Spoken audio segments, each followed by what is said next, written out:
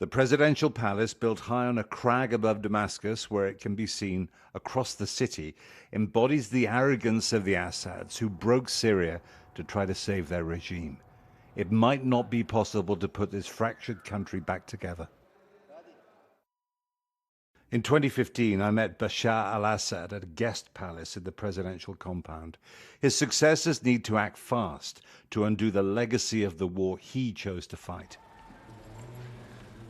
The same corridor is now a patch of quiet in a country full of weapons, anger, poverty, and calls for vengeance, with dozens of armed groups who want their own slice of the Syria Assad left in pieces. He was extravagantly polite in quite an old-fashioned way. Come into the room, he'd leap up off the sofa. Then on the way out, he'd say, "After you." And they'd hold back the door and walk out first.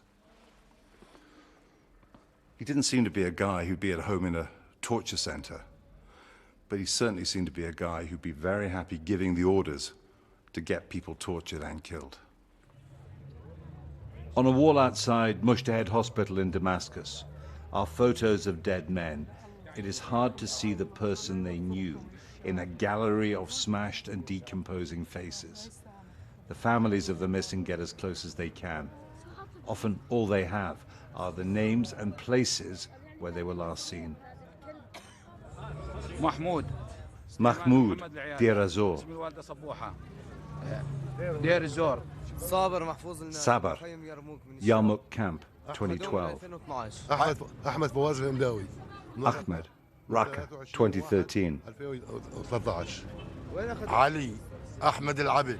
Ali, Damascus, 2013.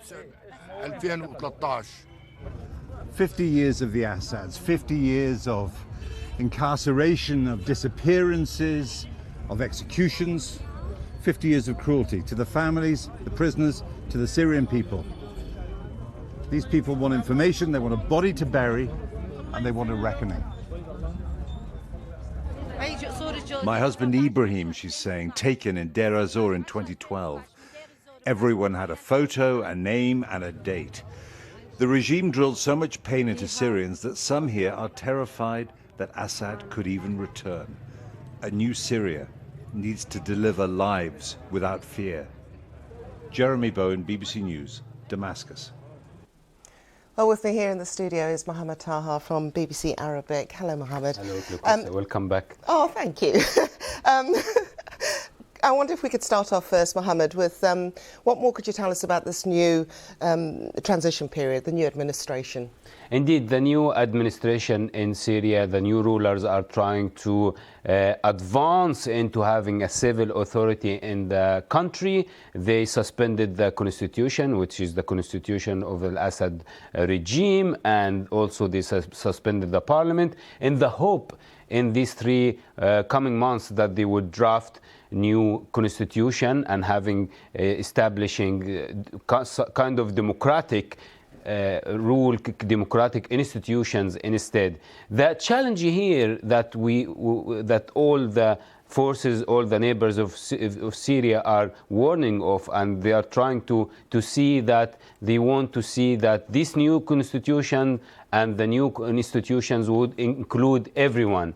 So the question is, would the new constitution would be applied to the areas that controlled by Qassad, the Kurdish troops in northern Syria? Would it be applied to the areas that are controlled with troops that are loyal to Turkey? Would it be applied also to the Russian air bases that are in Syria? What this constitution would address, and to what extent it will be inclusive? And I'm sure these are questions that Antony Blinken is also addressing. He's been holding talks with Turkey, but also Jordan.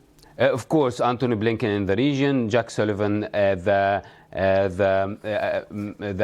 advisor in the White House in Israel. These American moves in the region at the moment are trying to end the rule of, or the Biden's time in the White House in a calm situation, at least in the Middle East. They are trying to make sure to be in communication with the new rulers in Syria, to make sure that the situation would advance in a stable way, and they want to ensure also that the ceasefire with Hezbollah is holding, and they are hoping to do a ceasefire also in Gaza.